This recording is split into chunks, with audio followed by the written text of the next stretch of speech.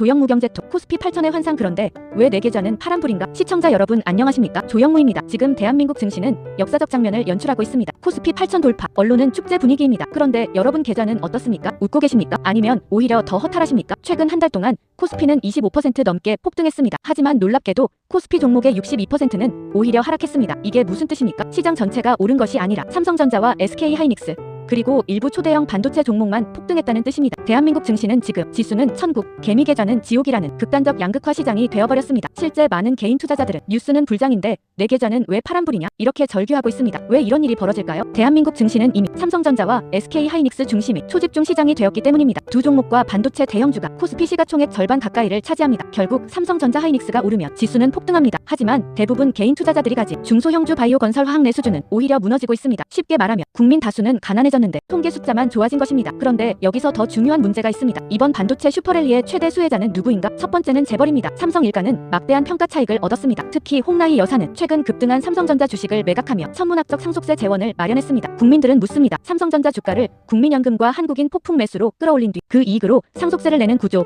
결국 국민이 대신 상속세를 내준 것과 무엇이 다른가? 물론 법적으로는 문제 없습니다. 하지만 과연 이것이 공정한 자본주의인가에 대한 사회적 질문은 남습니다. 두 번째 수혜자는 여의도와 정책 권력 핵심입니다. 반도체 지원 정책, AI 국가 전략, 연기금 자금 흐름, 외국인 수급 환경, 이 모든 흐름을 가장 먼저 아는 사람들은 결국 정책 결정권자인 이재명과 김용범 그리고 여의도 금융 권력을 지배하는 소수자들, 국민연금과 기관 자금 운용자들입니다. 반면 뒤늦게 시장에 들어온 개인들은 고점 공포 속에 초조함만 커지고 있습니다. 지금 시장은 AI와 반도체가 대한민국 미래 이 서사 하나로 질주하고 있습니다. 하지만 여러분, 역사적으로 소수 종목만 끌어올리는 시장은 항상 위험했습니다. 닷컴 버블도 그랬고 일본 버블도 그랬고 미국 니프티 피프티 버블 소수 초우량 성장주 광풍도 그랬습니다. 니프티 피프티 버블은 19만 6,070년대 미국 증시에서 IBM, 코커 마이너스 콜러, 먹다널즈 같은 초우량 성장주들은 절대 망하지 않는다는 믿음 속에 투자자 자금이 과도하게 몰리며 형성된 대표적 주식 버블이다. 당시 투자자들은 기업 가치와 상관없이 높은 가격에도 무조건 매수했지만 1973년 오일 쇼크와 금리 급등 이후 주가가 6,080% 폭락하며 거품이 붕괴되었다. 현재의 AI 반도체 중심 장세 역시 NVIDIA,